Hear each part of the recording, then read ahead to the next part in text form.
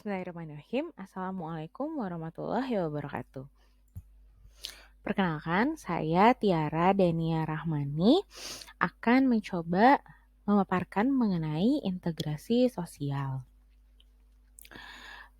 Ini merupakan materi pada semester genap untuk kelas 11 IPS. Nah, materi sebelum integrasi sosial adalah konflik. Jadi, apa sih konflik itu?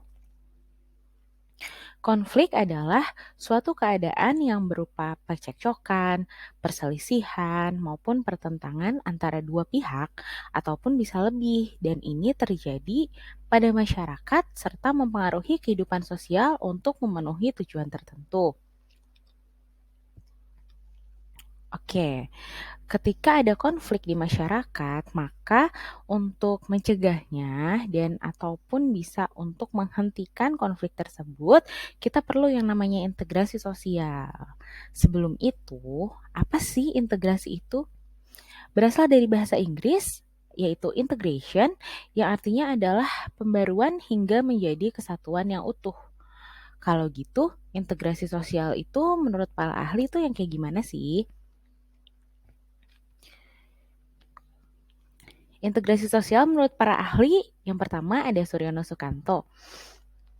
Menurut beliau, integrasi sosial adalah sebuah proses sosial individual atau kelompok untuk berusaha memenuhi tujuan melawan lawan yang disertai dengan suatu ancaman dan atau kekerasan. Selanjutnya ada dari Batten. Suatu integrasi, menurut beliau, integrasi sosial adalah suatu integrasi yang menjadi sebuah pola hubungan yang kemudian mengakui adanya suatu perbedaan ras dalam masyarakat, namun tidak memberikan suatu fungsi penting pada perbedaan dalam sebuah ras tersebut. Kalau menurut Jilin, suatu bagian dari proses sosial yang terjadi karena suatu perbedaan fisik, emosional, budaya, dan juga perilaku. Nah, dari beberapa pengertian menurut para ahli ini, maka kita bisa menyimpulkan bahwa integrasi sosial adalah proses penyesuaian di antara unsur-unsur yang berbeda-beda sehingga membentuk suatu kesatuan masyarakat yang serasi. Nah, faktor pendorong integrasi sosial itu ada dua jenisnya. Ada faktor internal dan juga ada faktor eksternal. Nah, ini beberapa faktor internal yang mendorong adanya integrasi sosial. Faktor internal yang pertama adalah adanya semangat gotong royong. Nah, ini bisa berkembang dalam diri individu yang didasari oleh rasa solidaritas dan juga tanggung jawab. Kemudian yang kedua, adanya kesadaran diri sebagai makhluk sosial. Seperti yang kita ketahui, kita sebagai manusia tidak dapat hidup sendiri. Maka kita harus menyadari bahwa kita juga perlu untuk orang lain gitu ya, perlu bantuan orang lain dalam kehidupan. Kemudian yang ketiga, adanya tuntutan kebutuhan. Berkaitan dengan yang tadi bahwa kita sebagai makhluk sosial, maka untuk mencukupi kebutuhan kita sebagai manusia, kita perlu adanya orang lain gitu. Nah, selanjutnya yaitu faktor eksternal pendorong integrasi sosial. Yang tadi internal. Kalau internal itu kan berasal dari dalam diri sendiri ya. Kalau eksternal itu berasal dari luar gitu. Nah, yang pertama adalah adanya sikap menghargai dan toleransi, kemudian adanya persamaan kebudayaan, adanya persamaan visi, misi, dan tujuan, juga adanya sikap terbuka pada perubahan, dan juga adanya tuntutan perkembangan zaman. Seperti yang kita ketahui saat ini, tantangan zaman itu sudah semakin meningkat. Maka dari itu kita juga perlu saling bahu-membahu untuk bisa menjawab tantangan zaman tersebut. Kemudian adanya tantangan dari pihak luar dan juga adanya konsensus nilai dalam masyarakat. Tadi ada faktor pendorong integrasi sosial. Sekarang apa sih yang menghambat terjadinya integrasi sosial? Ada beberapa hal yang bisa menghambat integrasi sosial, yaitu yang pertama masyarakat yang sifatnya heterogen atau berbeda-beda.